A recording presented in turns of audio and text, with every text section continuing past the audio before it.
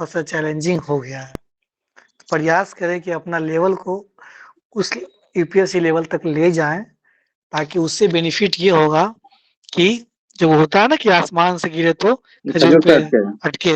हाँ, तो ये वाला कंडीशन ज़रूर एप्लाई होता है। तो ये प्रयास ज़रूर करें कि अपना लेवल को इस लेवल मतलब इस लेवल तक रखेंगे ना तो इसमें कहीं समस्या नहीं होगा। जैसे ऐसे तैयार करना है। अब जो 1250 वर्ड्स में ऐसे लिख रहा है, उसके लिए 700-600 वर्ड में लिखना कोई बड़ा बात मतलब बहुत ईज़ी टास्क है। तो उसी तरह से मान लीजिए जीएस 1 है, जीएस 2 है। जब आप इस तरह का प्रश्न करेंगे, चाहे वो देखिए पॉलिटी में ही अब इस तरह का प्रश्न पूछता है बीपीएससी।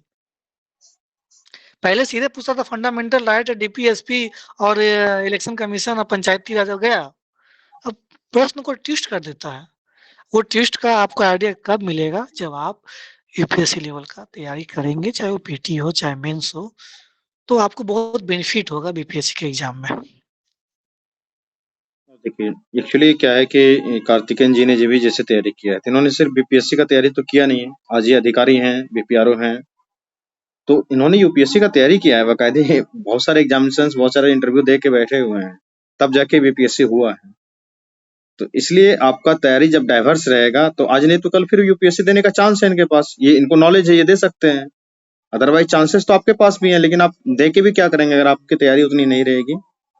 इसलिए थोड़ा-सा और ये जो सोच रहे हैं ना कि अटेम्प्ट बचा लेंगे, पहले कुछ कर लेते हैं, बाद में कुछ करेंगे, ये बिल्कुल ही गलत सोचने का तरीका है।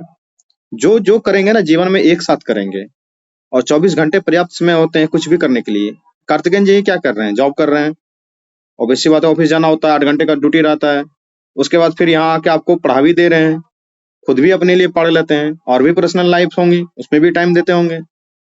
तो ये हर लोग कर रहे हैं, चाहे वो आदित्य सर हो, हम हो, या फिर आप लोग भी हों। इस तरीके से तो लगातार अपनी तैयारी को बढ़ाइए, अपने एफिशिएंसी को बढ़ाइए, अपने काम करने के तरीके को बढ़ाइए। नहीं हो सकता है तो कुछ चीजें आउटसोर्स कर दीजिए। जैसे हम लोग भी अपनी हायर स्टडीज कर रहे हैं, ऐसा नहीं कर रहे हैं, लेकिन उनके बहुत सारे कंटेंट को हमने आउटसोर्स कर दिया है, किसी से दे दिया है कि भाई आप इतना इतना चीज हमको क्या क्या पढ़ना है उसमें से ला के देते रहें, उसके लिए बाकायदे मैं पेमेंट दे देता हूँ। मैं क्यों दिमाग लगाऊं रिसर्च करने में? वो रिसर्च करके लाके हमको दे देते हैं, हम अपना पढ़ लेते हैं, बैठ जाते हैं शांति से। उनको मैं आपसे पैसा लेता हूँ, मैं उनको पैसा देता हूँ। संस्थान तो समाज दुनिया तो इसी तरीके से चलती है ना। अब आप सोचेंगे राजमिस्त्री का भी काम खुद से कर ले तो नहीं कर सकेंगे। इसलिए अपना एफिशिएंसी बढ़ाने के लिए कुछ ना कुछ करना पड़ेगा। अगर देखिए जो यूपीएससी और बीपीएससी का इंटीग्रेटेड तैयारी करना चाहते हैं, उसके लिए सबसे बेस्ट सलाह हम ये देना चाहेंगे कि जो सब्जेक्ट है, जैसे history, polity, geography, economy, science और करंट अफेयर, इतना तो कॉमन सब्जेक्ट है ना। इस कॉमन सब्जेक्ट को आप यूपीएससी के लेवल का तैयार कर लें, और कब 28 मई 26 मई के एग्जामिनेशन से पहले, और उसी 4-5 पेपर के बेसिस पर आप एग्जाम देने के लिए जाइए यूपीएससी का। निकलता है नहीं निकलता है छोड़ दीजिए, एक कॉन्फिडेंस आएगा आपके जीवन में। ये मेरा पर्सनल सलाह है, चाहे तो मान सकते हैं। बिल्कुल सही बोले रुपेश सर। देखिए बिल्कुल, जैसे देखिए आप मान लिए एक इन्वायरमेंट है, इन्वायरमेंट प्लस ज्योग्राफी, मतलब यही आपका लगभग आप देखेंगे तो लगभग 25-22 प्रश्न कवर करता है। आप दूसरा आप देखेंगे इकोनॉमी। अब इकोनॉमी अगर आप पढ़ लेते हैं एक बार ठीक ठाक लेवल से, करंट अफेयर्स पढ़ लिए और एक टेक्स्ट बुक पढ़ लिए, तो मतलब आपको अभी 3 महीना आपके पास समय है, 100 दिन है। तो ऐसा नहीं कि वो बीपीएससी का प्रीलिम्स में काम नहीं करेगा या मेंस में काम करेगा, बिल्कुल करेगा। तो थोड़ा सा target based science and tech है, वो आपका बीपीएससी के मेंस से भी काम करेगा। यूपीएससी जब आप मेंस लिखने जाएंगे उसमें भी काम करेगा। तो साइंस एंड टेक में भी है, उसमें भी लगभग 10, 12, 15 प्रश्न रहते ही रहते हैं।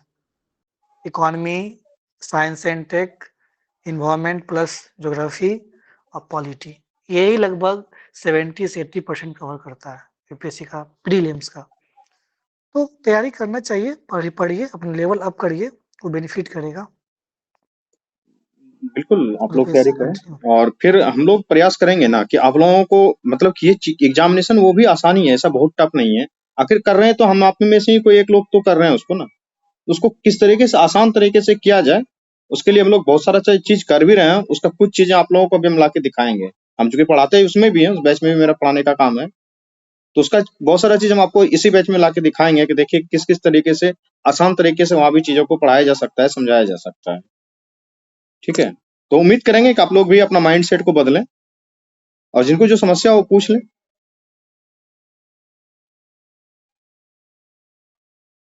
शायद कोई समस्या नहीं है।